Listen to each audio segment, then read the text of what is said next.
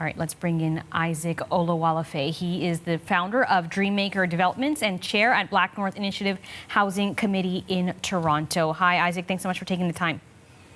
Good evening. Hi, how are you doing? Great to be here. Thank you. And let me first just get your reaction to today's announcement. We heard a little bit there about what the Ford government is planning. What do you make of this new legislation? Yeah, I think it's a start. Obviously, the province knows there's, with the skyrocketing prices, there's a lot that needs to be done. I think this is a step in the right direction. Obviously, the delays that happen when you're going through a development process has a drastic impact on the end price. If something that should take 12 to 18 months to get approved ends up being 3 to 4 years, that means that the project is not going to be completed for maybe 6 years.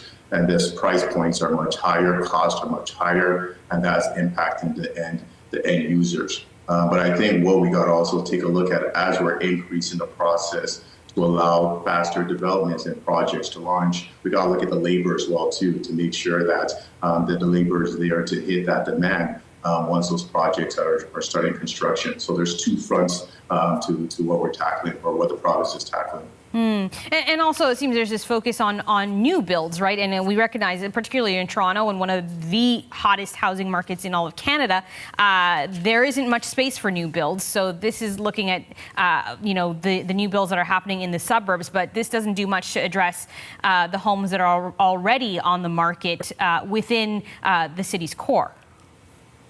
Yeah, the only way to really tackle that is again, similar to, is working with all levels of government. I think the province on its own can't solve the solution. I think working with municipalities and working with the federal government, with CMHC, and coming up with a cohesive plan that involves down payment requirements that, like within the homeownership bridge program, that's exactly what we're doing in partnership with Dream Legacy and Habitat, is providing homeownership of affordability for those between 65 and 90,000 a year through second mortgages, and then providing that bridge to homes up to 700,000.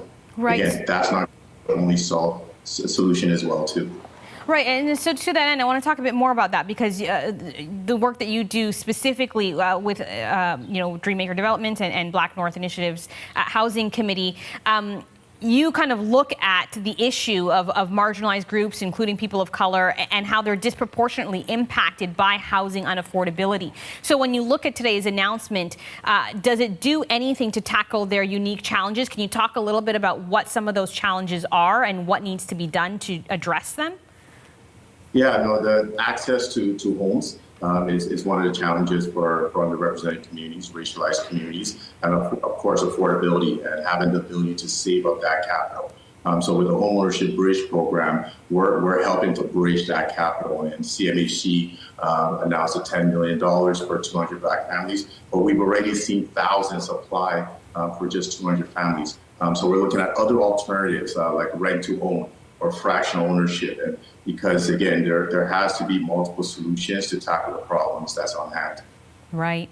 We've seen home prices skyrocket during the pandemic at a time when many people have their circumstances and their financial circumstances have only worsened, and it seems to have kind of widen that gap where the rich got richer and the poor got poorer, I think, during this pandemic, and that dream of home ownership has become more and more out of reach.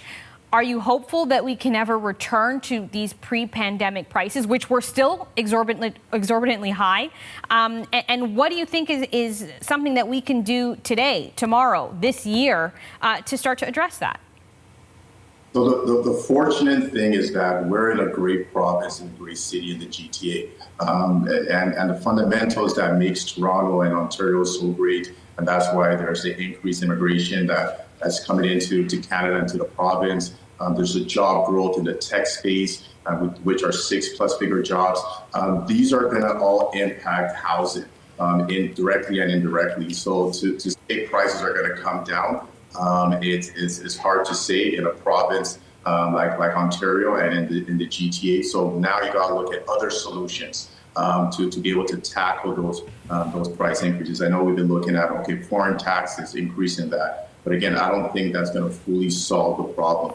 You got to look at, okay, what are the barriers for homeowners right now? And the barriers is down payment. The barriers is getting access to that product. The barriers is developers that are taking 2 to 3 times longer to finish those homes. But also the barriers of labor shortage, because now there's a lack of laborers and there's a lack of trades as older generations are retired.